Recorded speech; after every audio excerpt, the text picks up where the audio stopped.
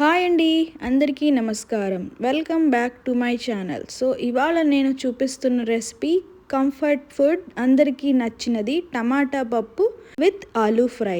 So మొదలు పెట్టేద్దామా? ముందుగా ఒక మూకుడు పెట్టుకొని దాని తర్వాత ఆయిల్ వేసుకొని అందులో పోపు దినుసులు వేసేసుకోండి.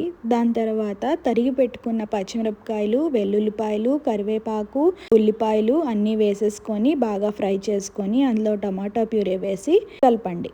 దాని తర్వాత ఉడికించిన పప్పు అందులో వేసేసుకొని బాగా కలిపేసి కొంచెం ఉప్పు, పసుపు, కారం వేసి బాగా కలపండి. దాని తర్వాత ఇంకొంతసేపు ఉడికించి లాస్ట్లో కొత్తిమీర గార్నిష్ చేసుకుంటే యమ్మీగా ఉన్న టమాటా పప్పు రెడీ.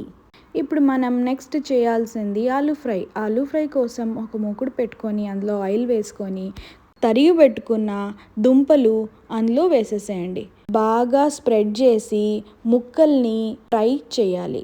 80% దాకా ఫ్రై అయిన తర్వాత కొంచెం సాల్ట్ అండ్ కారం వేసేసుకొని స్టవ్ ఆఫ్ చేసేయడమే. అంతే అండి, ఆలూ ఫ్రై రెడీ.